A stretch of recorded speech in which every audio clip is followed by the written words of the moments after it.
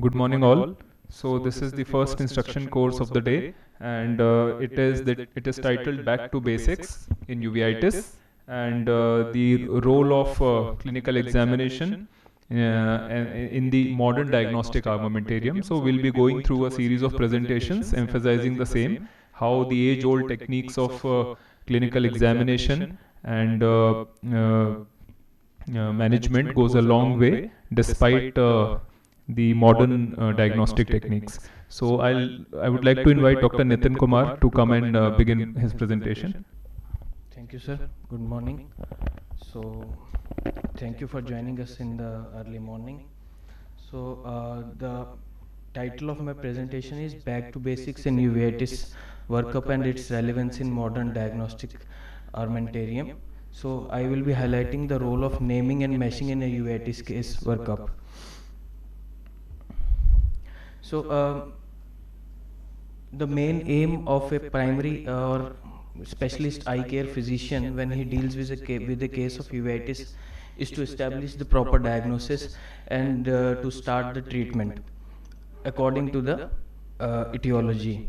So, as far as if we go back into the 80s also, there is this chapter in one of the books which highlights that most of the diagnosis can be made on the basis of clinical history and examination. Yet there is a strong tendency of the physicians to rely heavily on ancillary testing. So the coming slides will highlight how history and examination only can help us in reaching the diagnosis. So the basic uveitis workup consists of history, the review of systems, ocular and systemic examination, and the techniques of naming and meshing, and the ancillary testing has to be done according to the information which we get from the first 5. So why is it necessary to do naming and meshing in a case of uveitis? So uveitis can have numerous disease association and varied etiologies. It can be infectious, non-infectious, immune-mediated. Also, different entities can have similar signs and symptoms. So it's very important to differentiate these. It can present only limited to the eye or can have systemic involvement. So these things make the diagnosis challenging. As far as problem solving in uveitis is concerned, as previously highlighted, differentiating the etiology of uveitis is important, which can be done on the basis of ocular history, systemic examination, and looking into the disease course. Also, it's very important to pay attention to review of systems and have a good ocular examination. It's pertinent to have to classify the intraocular inflammation to the different chambers of the eye, and then with the help of laboratory and imaging, we have to reach to a diagnosis. So how exactly is naming and meshing defined? So in order to define a problem, which is uveitis in our case, we have to define the problem first and then derive at a clinical diagnosis. As far as meshing is concerned, it is review of all the possible causes of the condition and then comparing it with the known uveitic patterns. So this is the how we should go about naming the disease. So we have to pay attention to the age, as certain diseases can be present in a certain age. Then pay attention to race, the gender of the patient, what is the severity of the disease, what is the chronicity, whether the disease is unilateral or bilateral, whether the pathology is granulomatous or non-granulomatous. Then look into the location and what is the pattern of uveitis associated with ocular and systemic findings. So if we go in this step ladder pattern in naming, we can just describe the disease first. So let's move on. This is the slide which shows that how certain diseases can present in a certain age. JIA is more common in children. Parasitic uveitis is also common in children. HZO is mostly a disease of the old age. Again, certain diseases have a gender predilection, like VKH is commonly seen in females, autoimmune diseases is seen in females. However, sympathetic ophthalmia is more common in males. Again, race Sarcoid is more present, is common in the pigmented races, Behçet's in people residing in the Mediterranean region, and ankylosing spondylitis is more common in Caucasians. A socioeconomic status can also influence the uveitis presentation, as people with poor socioeconomic status may have trematode granulomas. More common, the parasitic uveitis can be common in these subgroup of the population. Also, ocular symptoms themselves can help us in localizing the disease, as although this is not absolute, but pain and redness is more commonly seen in anterior uveitis, floaters in intermediate uveitis, and as retina and choroid is involved in posterior uveitis, decreased vision can be the initial symptoms of the patients.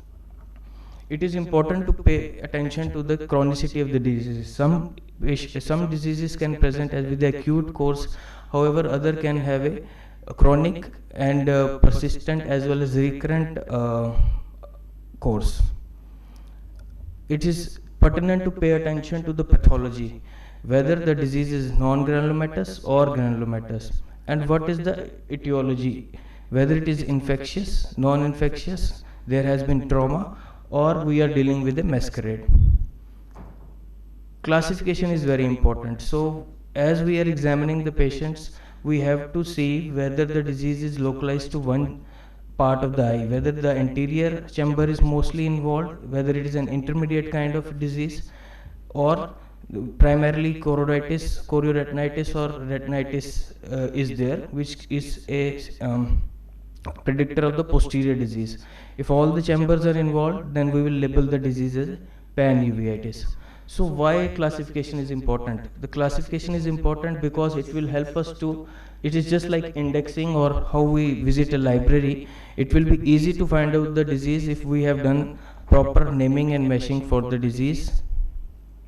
So these are the examples how we are, if we apply this step ladder pattern, how we can just narrow down our diagnosis. So if we can see the first example, a 9-year-old white girl with moderately severe acute bilateral non-granulomatous of type of iridocyclitis with mild, if we pay attention to the this finding also, which are the ocular and systemic findings are coming in, the bilateral band-shaped keratopathy in the eye, and occasional right knee pain or joint involvement. So we can narrow down our diagnosis to juvenile rheumatoid arthritis. Similarly, if a black woman presents with severe chronic bilateral granulomatous diffuse uveitis, which is associated with painless vision loss, and then is associated with lacrimal gland enlargement and retinal periphlebitis,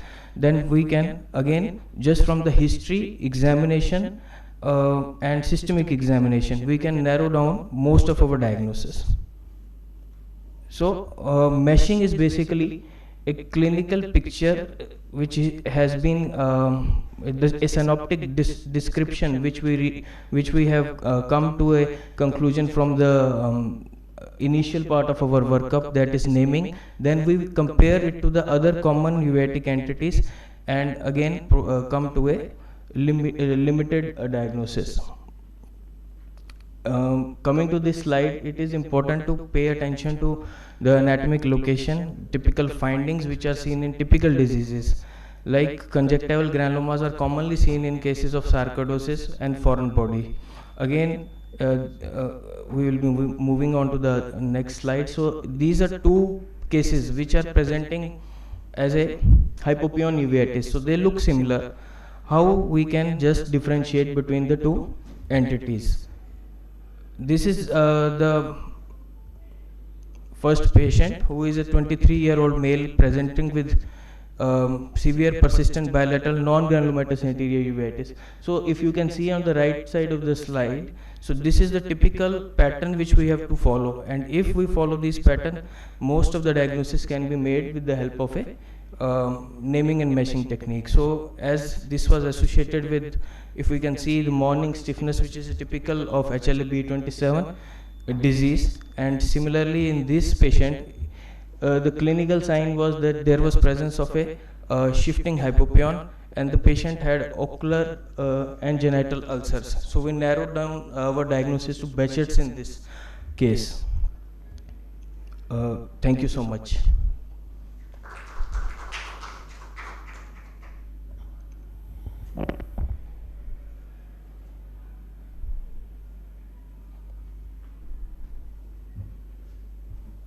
Next presentation, please.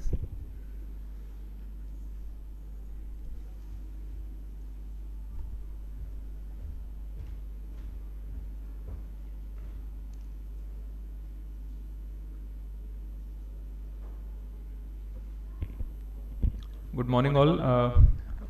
My colleague Dr. Anirudh could not be here today, so I'll be presenting on his behalf. So continuing with the back to basics in uveitis, my friend he wanted to present the other side of it, that the multimodal imaging cannot be completely ruled out, or the advanced diagnostic techniques can't be completely ruled out, and they do make a slight difference. So with the background of the basic clinical examination and history taking, if this is superimposed on that, so you will be diagnosing the last 5% of the diagnosis which are elusive. I can't move the slide.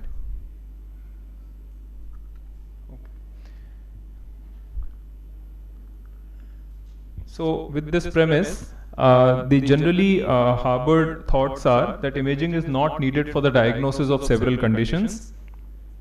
Simple imaging tools in the clinic are usually sufficient for diagnosis and management.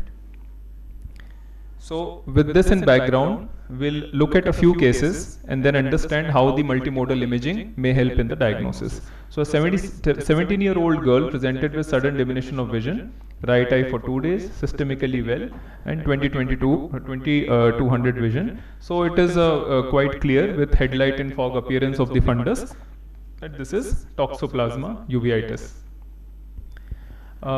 Now on the FFA, we can see that it's a hypofluorescent lesion with surrounding hyperfluorescence, and OCT shows choroidal thickening, effacement of the all the layers of the retina with some amount of fluid surrounding the lesion. Now these are that was a classic case of toxoplasma retinochoroiditis. Now the case examples of typical features are in toxoplasma retinochoroiditis. They are retinal thickening and disruption of the retinal layers. There is a presence of choroidal hyporeflectivity. There are vitreous cells present. The hyaloid is thickened, as you can see in the bottom image with yellow arrows, and there is a disruption of ellipsoid myoid zone. So the key is to identify these lesions on OCT, which help in the diagnosis of toxoplasma chorioretinitis. Now, the key differentiating OCT features in toxoplasma are that there are clots of cells along posterior hyaloid, or clumping of cells along the posterior hyaloid, as can be seen as dot-like hyperreflectivity. There is presence of retrohyaloid hyperreflective spots, which are seen in the bottom image as white arrows.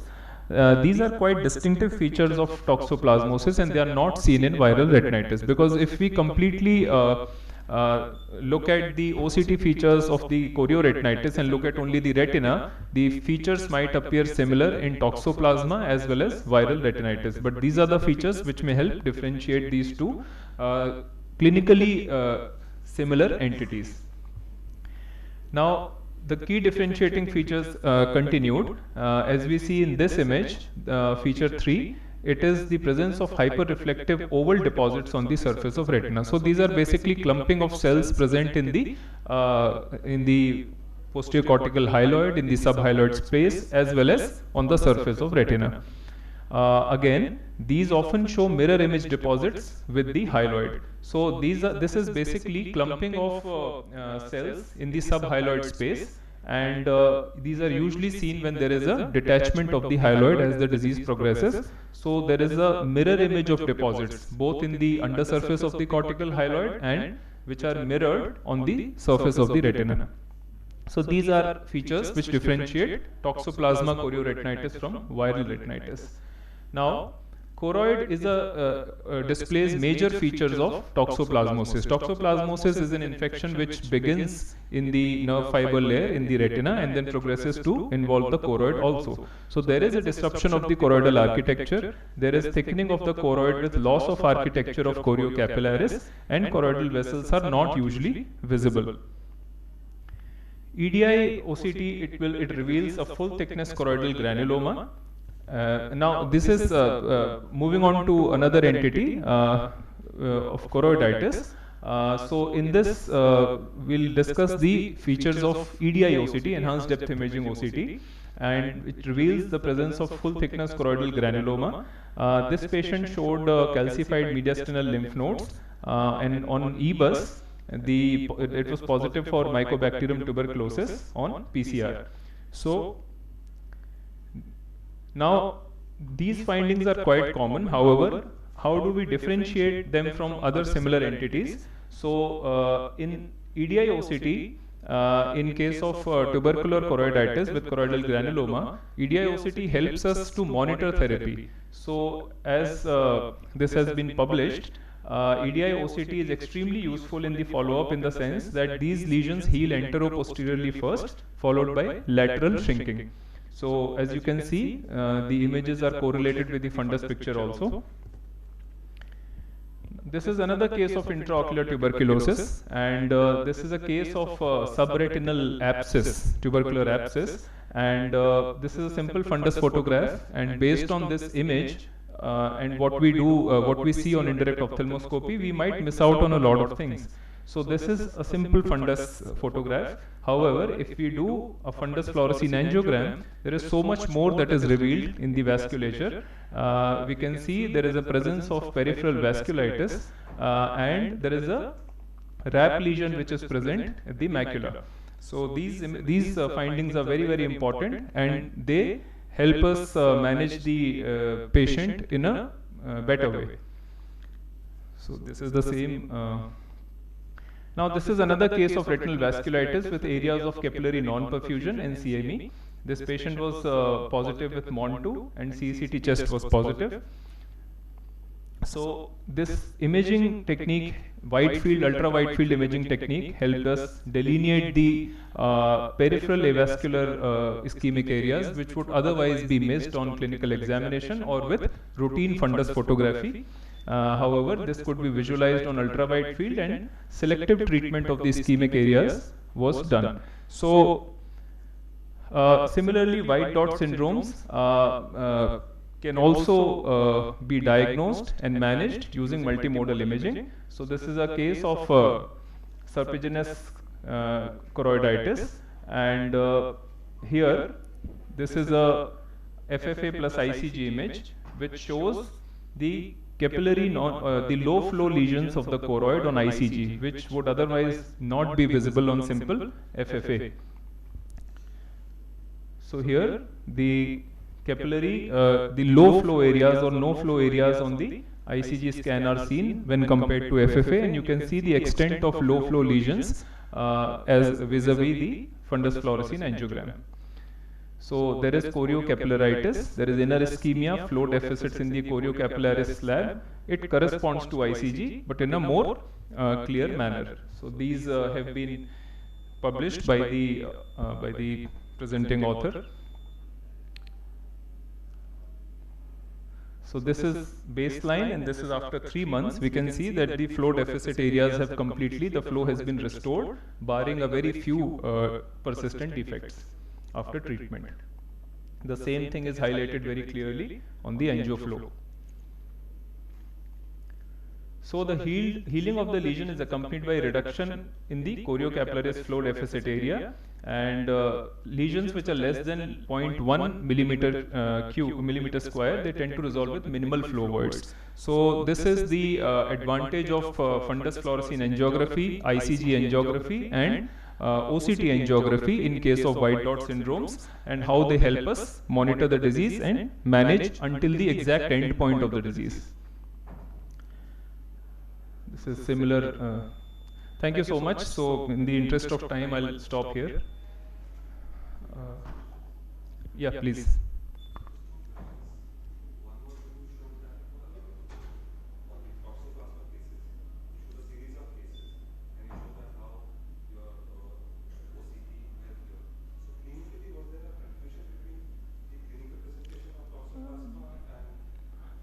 No, clinically there was no confusion. This was actually a very stereotypical case. It was taken just to highlight what points we can.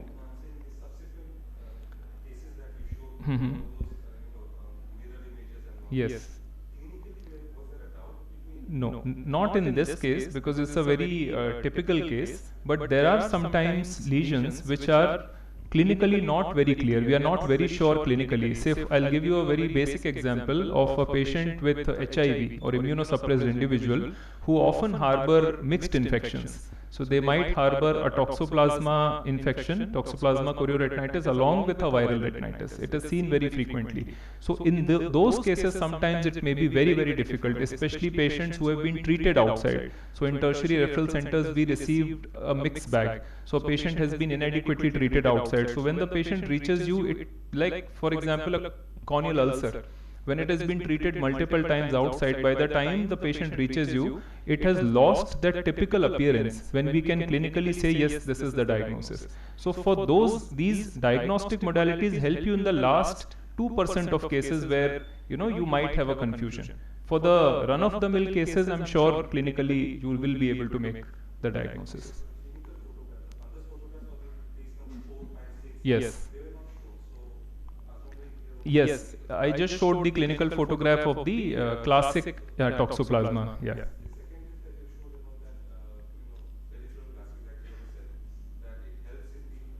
Yes. It helps in the management in the sense that in the extreme periphery, if you leave ischemic areas which are often not visible on classic fundus photography or clinical examination, then you may have recurrent CMEs. You may not be able to address those areas by laser. And you might be thinking with CME, recurrent CME or some mild vasculitis that the disease is persistent. But this is not the case. This is a case of ischemic area and high anti-VEGF levels. That way. Next presentation. I think Anirudh would have been able to answer these questions better, but I hope I tried my best.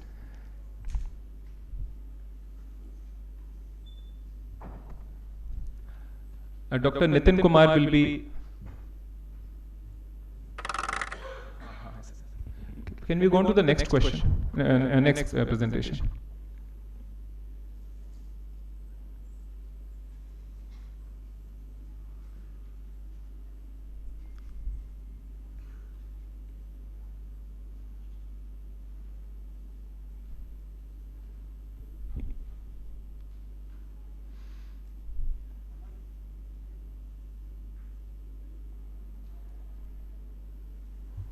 I'd like to invite Dr. Swapnil Parchand to present his lecture today.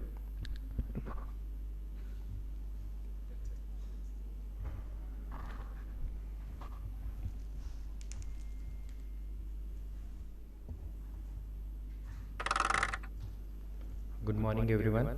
So thank you Dr. Samendra for including me in this instruction course. So topic of my presentation is when you lose the control of your uveitis patient, what do you exactly do? Would you retain the patient? Would you seek second opinion, or would you send the patient for further treatment? So I'll be sharing 3 of my cases where I thought that I am stuck and what should I do? Should I retain, refer, or seek second opinion? So going to first case, so he is 40-year-old Indian male and he complained of loss of vision in left eye since 4 days. It was sudden onset and associated with pain. He had no vision in right eye since childhood. So at presentation, right eye visual acuity was hand movements and there was exotropia, and in left eye the vision was counting finger 3 meters, which was improving to 20/80. The IOP in left eye was high 36, there was cell 3+ and flare 2+. So this is anti-segment picture of right eye, and this is left eye, we can see decentered IOL. This is the fundus picture of right eye. Right eye fundus was normal. Left eye media haze was 2. There was vitritis, few vitreous membranes. There was, you can see here some disc edema, And most importantly, you can see that there are peripheral retinitis lesion, tongue-shaped retinitis lesion, mainly inferiorly and temporally, and few satellites lesion were also seen. So the diagnosis was clinical. It was case of acute retinal necrosis left eye. And on investigation, IgG for VZV was positive. So we admitted the patient and started on standard treatment. We started him on injection acyclovir, TID, tablet aspirin. For IOP, we started on acetazolamide and topical prednisolone, atropine, and Combigan. And after 48 hours of starting acyclovir, we started him on tablet Visolon 50 mg. So this was on day 1. You can see this retinitis lesion. Even after continuing of 7 days of IV acyclovir, the vision dropped down to 2600 from 2080, and you can see these lesions are progressing. So they have migrated till posterior pole. So you can see few satellite lesions which are actually encroaching the macular area. So even with IV acyclovir for 7 days, the lesions have not stopped. In fact, they have progressed. So now we have a patient who is one-eyed and he is having acute retinal necrosis, which is progressing despite your treatment. So what should we do? Should we continue acyclovir? Should we send him to second opinion? What should we do? So we counseled the patient, asked him to take second opinion, but patient did not want to go to any other hospital, and he said, you do whatever you wanted to do. So we went to the literature. We searched how do we treat cases of recalcitrant form of acute retinal necrosis. So there are few reports which suggest that you can give intravitreal ganciclovir.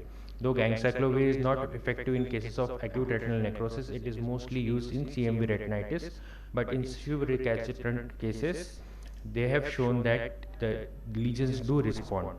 So in addition to previous treatment, we gave the patient intravitreal ganciclovir 2 mg per 0.1 ml. And you can see that this is on day 8, the vision was 20 by 600, it improved to 20 by 320, the media is fairly better than last visit, and by 30 days, the vision improved to 20 by 80. And you can see that these retinitis lesions which were there started healing by day 15, and by day 30 they completely healed, leaving pigmentary changes. So this was the case 1. Coming to case 2, so he is 43-year-old Indian male. He complained of right eye blurred visions in 6 years and left eye distortion of images since 3 to 4 months. He was diagnosed as serpiginous like choroiditis and was on oral Visolon 60 mg and azathioprine. His Montux test was negative. So when he presented, his right eye showed healed choroiditis lesion. You can see hypoautofluorescence on autofluorescence, and in left eye you can see both active choroiditis lesions. You can see fuzzy margins of active choroiditis lesions as well as healed choroiditis lesions in inferiorly and temporally. On autofluorescence, you can see that healed lesions are hypoautofluorescence, whereas active lesions are hyperautofluorescence. So we advise to the pre-existing investigations, we advise him on quantiferon gold, TPHA, ACE level, HRCT and ESR, and we increase the dose to 70 mg Visolon and increase the dose to azathioprine. Since he was weighing around 65-70, so ideal dose of azathioprine was somewhere around 150. This was at presentation and this was at first week. You can see that the margin of active choroiditis lesions are more compact now, and on autofluorescence, if you can see that the margins of previously active choroiditis lesion are turning into hypoautofluorescence. That means they are healing. And on investigation, his quantiferon gold was positive. So we continued the same treatment and counseled the patient for empiric ATT. But he was a bank manager, he was quite educated, so he went to Google and all, what are the indication of starting ATT. So he was not convinced whether we need to start on ATT or not. So I asked him to take second opinion. So he went to one of the good center of India, and seek opinion there. So they were also of the same opinion, since he had multiple recurrences, so it is fair idea to give him a trial of empirical ATT. So after taking a second opinion, we started him on ATT. This is as 2 weeks the lesions further healed. I have not included the last follow-up. Now he had completed the follow-up of almost 1.5 years. He is off steroids, off Visolon, off azathioprine, and he has completed ATT for total 9 months, and he did not have further recurrences.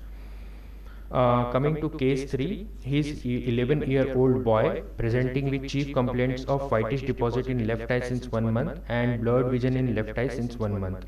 He had recurrent episodes of redness and blurring of vision in left eye since 1 year, on and off. He has consulted hospital A and was prescribed some topical medication. And 1 month back, he had history of trauma to left eye. Following that, he is complaining of redness, watering, and blurred vision. So coming to past history, he went to hospital A. From hospital he was referred to hospital B.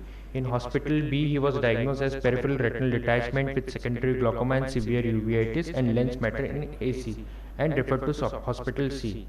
At hospital C, he was diagnosed as left eye panuveitis. So this was the picture which he was carrying. So media was hazy in left eye, and you can see some yellowish deposit inferiorly. So in hospital C, he underwent some diagnostic vitrectomy, and on aqueous step there were plenty of pus cells. PCR for U bacterium was positive, and PCR for fungus was negative, and there was no atypical or malignant cell in vitreous sample. This was his investigations, systemic workup. And when he presented, he had these pictures. There were white fluffy lesions, fluffy material in the inferior part of the AC. You can see there are white large cells in AC freely floating, and there were NVIs, and you can see this suture sclerostomy port. And this is the fundus picture. Right eye was normal, and in left eye he had this whitish subretinal mass lesion in the periphery. So we have this case who was operated outside, and somewhere PCR was positive for bacteria, and AC now presented to us with some whitish fluffy material in AC, and there was mass lesion in fundus. So what do? We did ultrasound. There was thickening at the area of that mass lesion temporarily, but there was no calcification. And now CCT was also normal. There was no calcification seen. So now what do we do? Now we have the patient who has lesion which looks like retinoblastoma, but there is no calcification on B scan, there is no calcification on CT scan, but this material which is there in AC looks quite abnormal and suspicious for malignancy.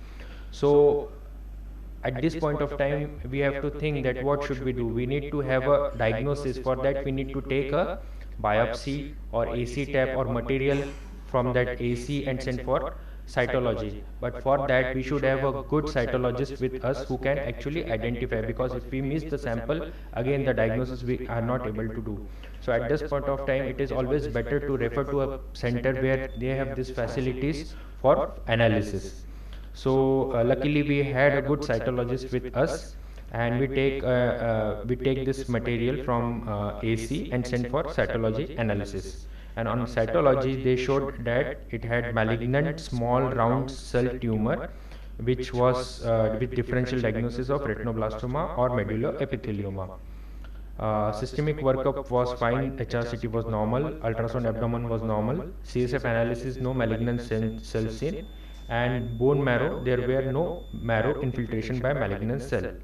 So we started this patient on three drug chemotherapy for 6 cycle. And this is at presentation, this is after first cycle, and this is after second cycle. So you can see that after AC tap, again this white fluffy material appeared. This is maybe because of chemolysis after chemotherapy, tumor lysis after chemotherapy, and after the second cycle it is completely resolved. This is the fundus picture after the first cycle. You can see this mass lesion. This is after second cycle, this is flattening. This is after third cycle, fourth, and after fifth cycle we actually added on cryotherapy to this lesion, and following cryotherapy this completely flattened off.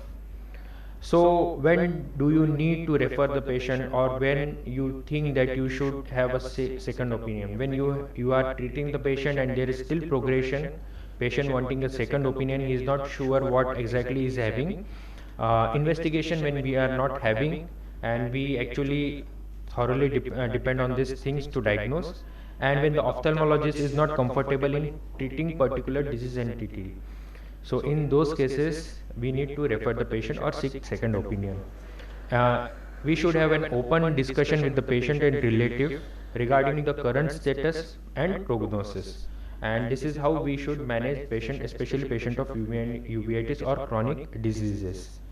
So thank you for your patient hearing.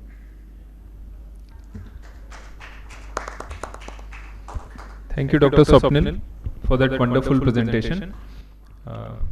Now, moving on in the series of these presentations in Back to Basics, I'll be presenting another aspect of masquerade uveitis, which initially doesn't require any advanced or multimodal imaging, but all it requires is a clinical suspicion, high index of clinical suspicion in abnormal presentations. So, moving on, masquerades are basically something that hides one's true identity. It's a pretense and it hides what lies beneath. So whenever you see a masquerade, there is something more than meets the eye.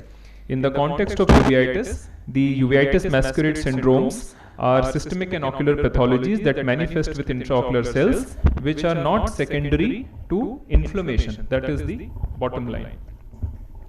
Now, most often when we hear the term masquerade, our mind reflexly thinks of malignancy. However, we must learn to associate this term with an entity that could give rise to presence of cells in the aqueous or vitreous, as I have listed here, which could be trauma, intraocular foreign body, pigment dispersion, retinitis pigmentosa, amyloidosis, ocular ischemic syndrome, rhegmatogenous RD. So none of these are inflammatory or uveitic entities, but they do give rise to cells in the aqueous or vitreous.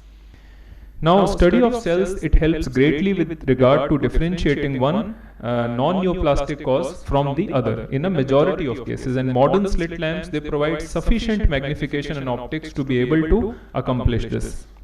However, once neoplastic masquerades are under consideration, it is the beginning of an entirely new story. So you have to be able to see whether it's a WBC, RBC, pigment epithelial cell, RP cells, tumor cells. So that is most important even before you think of masquerades. Now, when the cells are determined to be neoplastic, it is important to figure out what kind of a neoplasm it is, and there are multiple neoplastic entities which we come across in ophthalmology, like primary vitreoretinal lymphoma, uveal lymphoma, leukemia, and metastatic solid tumors. And in pediatric age group, RB coats, juxtaxanthogranuloma, and medulloepithelioma are also seen. But to get an overview, the uveal lymphoma can involve iris, ciliary body, or the choroid. However, the primary vitreoretinal lymphoma is by definition what involves vitreous body, retina, and the optic nerve. Among this, by definition, up to 15 to 25% of primary CNS lymphoma will have ocular involvement, but this falls outside the definition of primary vitreoretinal lymphoma. And most patients with primary vitreoretinal lymphoma, even with no CNS symptoms, will develop CNS lymphoma eventually, which is quite rare. So I have just one illustration. A 65-year-old Asian Indian female presented to uveitis clinic. Definition of vision in floaters for 1 year. She had been to many centers, was treated on nearly everything, including intravitreal antibiotics, steroids, PST Kenacort, anti-glaucoma therapy, everything. And she had developed some cataract also. By the time she reached us, she had also undergone a peripheral laser iridectomy. So, when the patient presented to us, she was 618 in right eye and 69 in the other. The IOP was controlled on anti-glaucoma medications. There was presence of pigments on the endothelium with some mutton fat KPs and a patent peripheral iridectomy. There was NS grade 1 cataract, and the angles were open with heavy pigmentation. On fundus examination, there was presence of dense vitreous membranes. So we did a complete uveitis workup initially, stopped all medications to get a clearer picture that could emerge for us to diagnose. Nothing was contributory, all reports came normal. This picture was when she presented to us, there were few KPs. She was already using topical prednisolone. There was some pigmentary deposition on the lens surface. And vitreous was full of vitreous membranes, which even on retroillumination can be seen. Fundus was hazily visible, disc was visible, and FFA did not reveal any contributory findings. Right eye FFA was not a very good quality due to dense vitreous membranes. OCT was also not possible in order to elicit any significant findings. So we did consider this as an old vitreous hemorrhage, or maybe a patient who was not clearly diagnosed for a uveitic entity. So we initially gave the patient some time because we didn't want to rush, and because the patient had received multiple treatments. However, as we observed, the patient started deteriorating and the vision dropped from 618 to 160, and she also developed mutton fat KPs and dense vitreous membranes, which increased over time.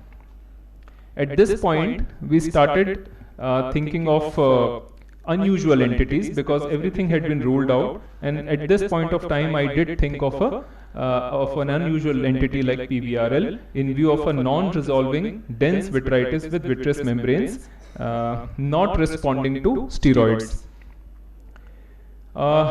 So we started thinking of a zebra when we heard of the hoofbeats, and we planned a vitreous biopsy.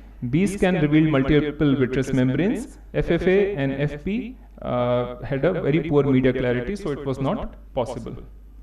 Here's a short video of a biopsy that we performed. Here we can see that the cortical hyaloid is thickened with lot of cellular deposits.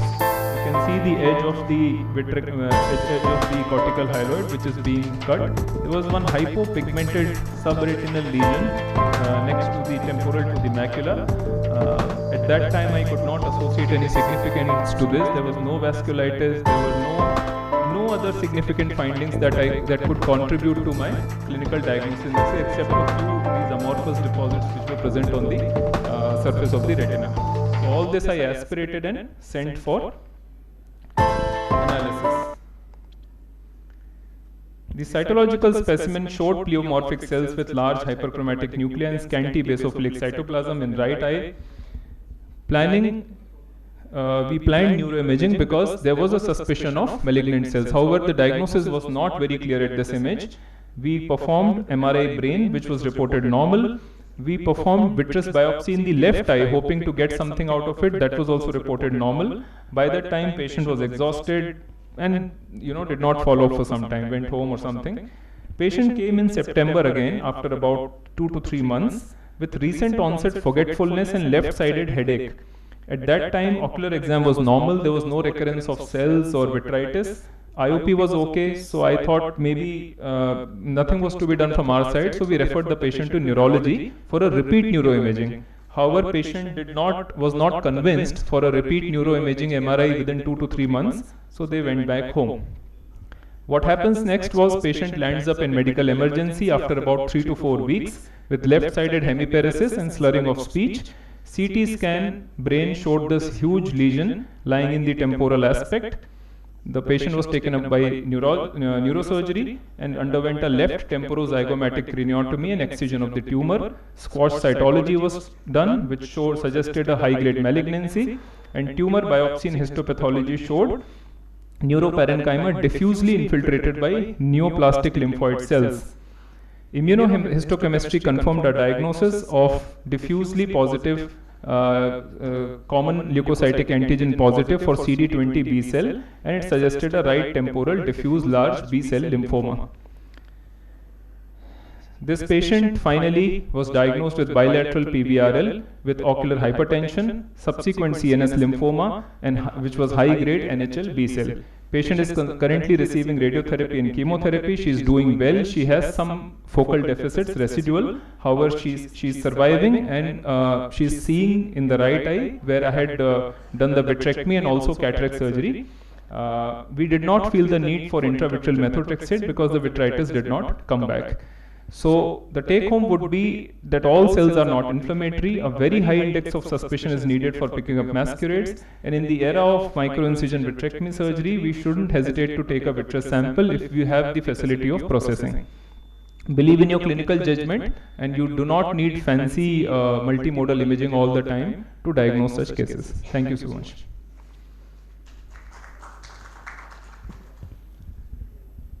I'd like to invite Dr. Padma Malini. She is the expert instructor in this instruction course, and we thank ma'am for being part of this instruction course.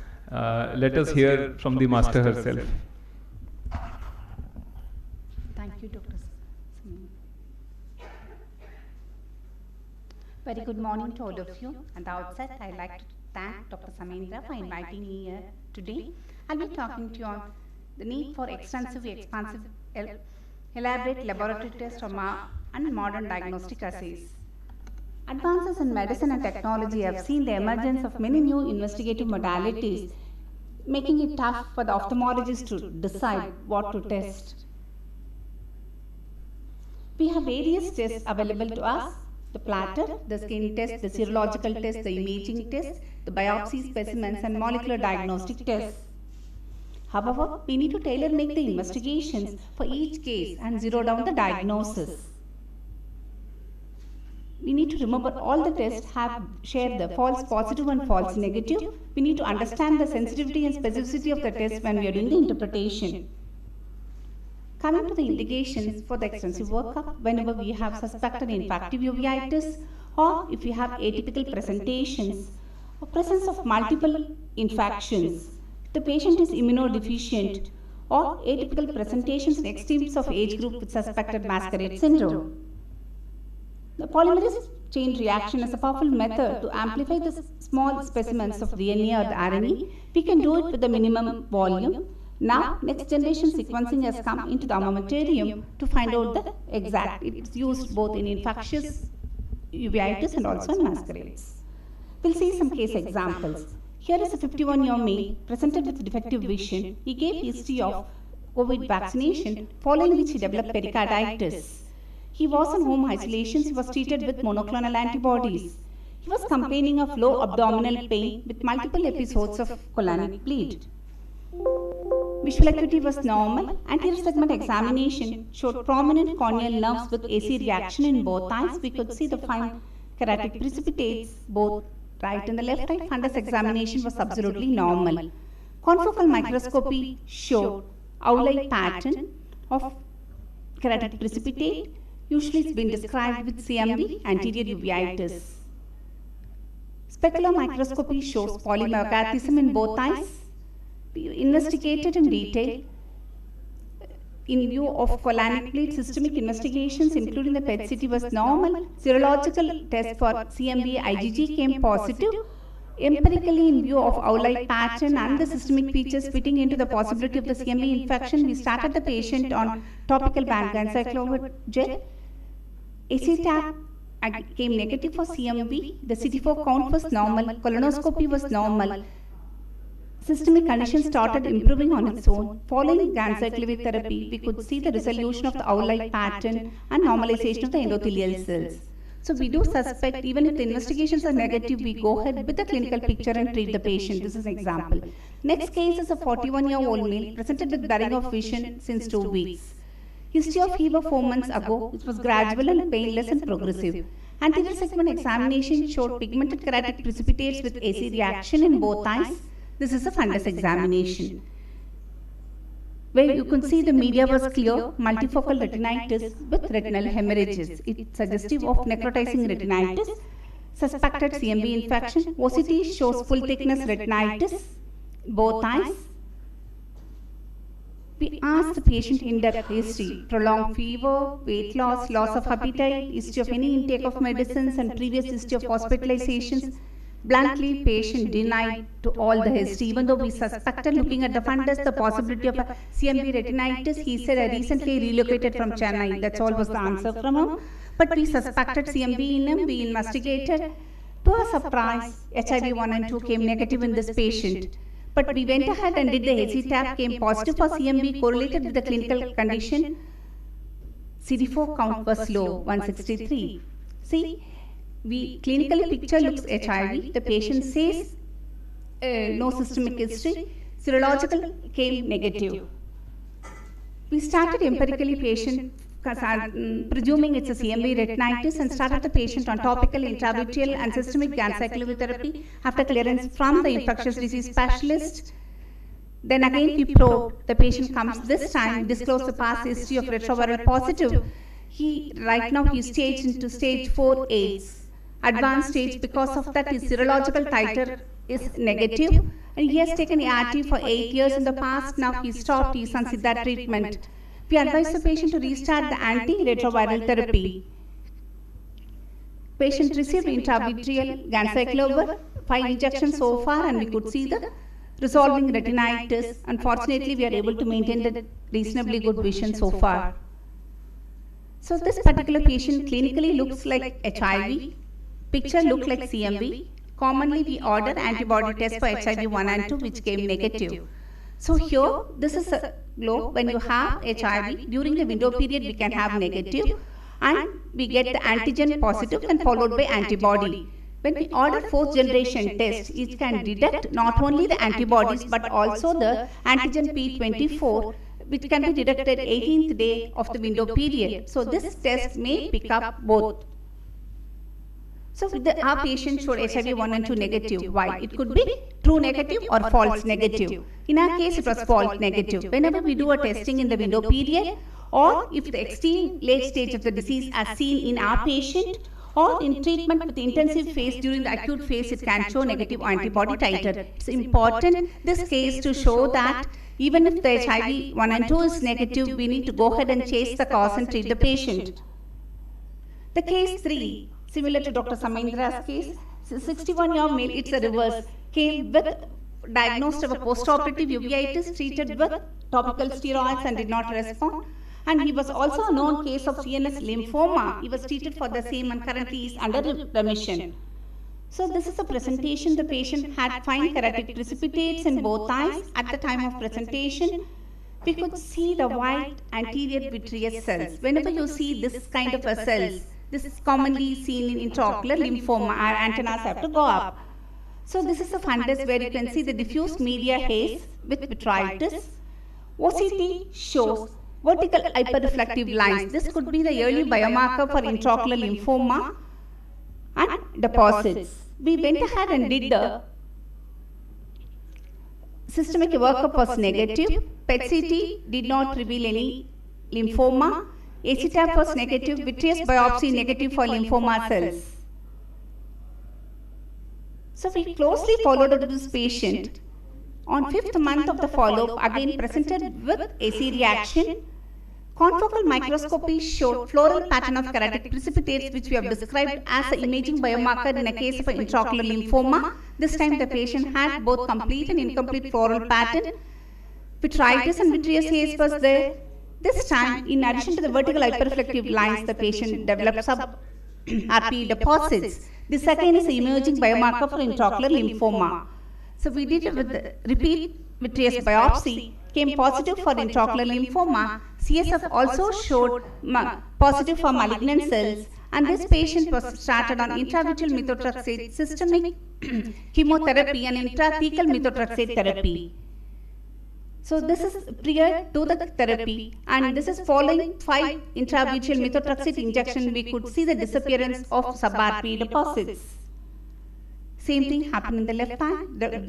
So here our patient had white keratic precipitates, anterior vitreous white cells, floral pattern of keratic precipitates, vertical hyperreflective lines with sub-RP deposits. These are imaging biomarkers for intraocular lymphoma. The next case is a serpiginous like choroiditis. As we all know, in Indian we attribute secondary to tuberculosis. But this particular patient had toxoplasma serology. The PCR for toxoplasma was positive. We went ahead and did the blast analysis, confirmed to be a toxoplasma. So we treated the patients with antitoxo and steroids, responded well to treatment. So here we reported serpiginous like choroiditis can occur secondary to toxoplasmosis in addition to tuberculosis. Do we have a time or can I stop if I'm exceeding? Yes. This is the last case of a 56-year-old male presented with redness and pain in the eye. He also gave history of neck pain, morning stiffness at present. This is a clinical photograph showing diffuse episcleral and scleral congestion. So this is a close picture of the scene. We all agree the patient has scleritis in both eyes. Fundus was absolutely fine. B scan also was normal. When we investigated systemic evaluation, the patient had nail bed infection. He had infection 1 month ago and treated with systemic antibiotics, and he also has resolving malar rash on the chin. So we restarted the patient on oral antibiotics and metronidazole and taxim. This is systemic evaluation. Most of the infective workup is negative, anti-CCP negative, procalcitonin was done in view of nail bed infection, ANA and ACA profile was negative. So within 10 days, we could see the disappearance of the congestions. However, we could see the whitish, this close picture will show the lesion underneath the conjunctiva. This suggests the possibility of an infiltrative pathology. So went ahead and did the IgG4. For surprise, serum IgG4 levels was elevated. We referred the patient to the rheumatologist, started on systemic steroids and systemic immunosuppressive therapy with methotrexate. This is 4 months follow complete resolution of the lesion. So here infection is a trigger of underlying autoimmune uveitis. So whenever we ask the patient before ordering the test, will it identify any underlying specific systemic disease process or associations? Will it provide definitive etiology, or is going to confirm or reject the diagnosis, or is going to help the management of the patient? We have to ask these questions before ordering any expansive investigations. To conclude, a detailed history and thorough clinical examination still remain the most important diagnostic tool. Avoid investigations that do not either assist finding the cause or management of the condition. We need to tailor-make the list of investigations according to the clinical picture. Order expensive tests only if the clinical picture demands or the condition is refractory to treatment. I would like to acknowledge team members. Thank you for your attention. I take this opportunity to invite you all for this UCCon 2023. This time along with Uveitis, it's going to be in Abu Dhabi. We welcome you all. Thank you.